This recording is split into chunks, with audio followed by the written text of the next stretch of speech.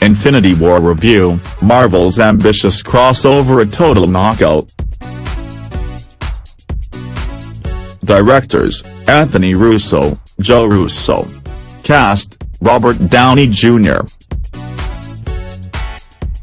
Chris Evans, Josh Brolin, Chris Pratt, Chris Hemsworth, Chadwick Boseman, Tom Holland, Scarlett Johansson, Mark Ruffalo, Zoe Saldana, Elizabeth Olsen, Paul Klementieff, Paul Bettany, Dave Bautista, Don Cheadle, Tom Hiddleston, Gwyneth Paltrow, Benicio del Toro, Anthony Mackie, Benedict Wong, Sebastian Stan, Karen Gillan, Van Diesel, Bradley Cooper, Idris Elba, Peter Dinklage.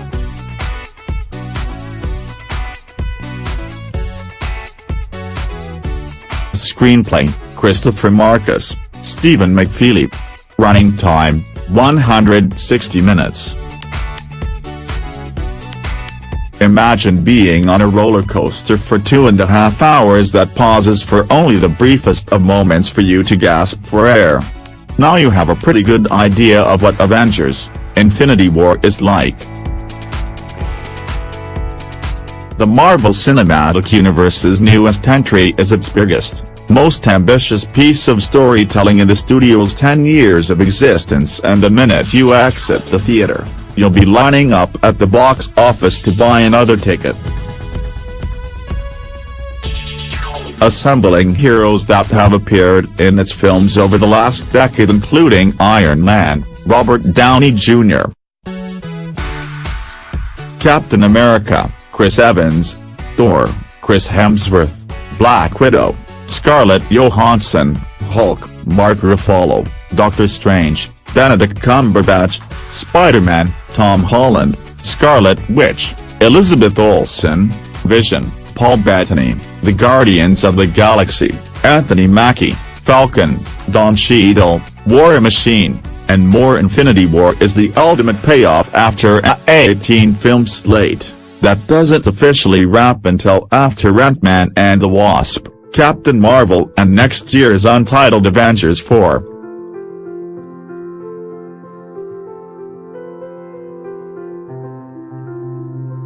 Taking place several years after the events of 2016's Captain America: Civil War, Earth's mightiest heroes are fractured. But with the fierce Thanos, Josh Brolin, on the hunt for 6 Infinity Stones, that's about to change. Thanos is a cosmic tyrant that has been teased in the MCU almost since its inception, with his search for the Infinity Gems: the Space Stone, the Mind Stone, the Reality Stone, the Power Stone and the Soul Stone touching Thor, 2011, Captain America, The First Avenger, 2011, The Avengers, 2012, Thor, The Dark World, 2013, Guardians of the Galaxy, 2014, Avengers, Age of Ultron, 2015, Civil War, 2016, Doctor Strange, 2016, and Thor, Ragnarok, 2017.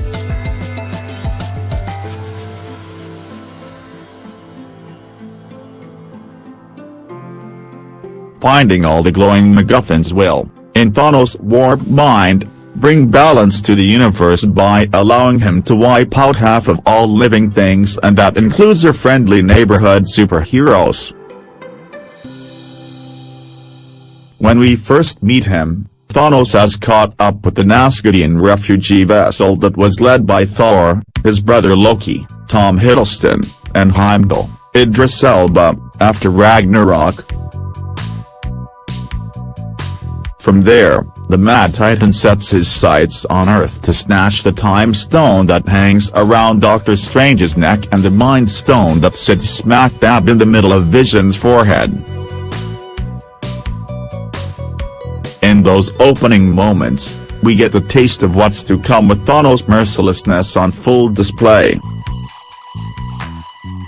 Online chatter has debated which characters will bite the dust, But Avengers 4 will really determine the heroes who are going to stay dead and buried. That's all we're going to say about that. A lot has been made by directors Joe and Anthony Russo, screenwriters Christopher Marcus and Stephen McFeely and the cast about the need to see Infinity War spoiler-free. And, for once, that's not Hollywood hyperbole. For fans of Marvel and comic book movies, there's a thrill in seeing Silver Age superheroes interacting together for the first time since the MCU's inception.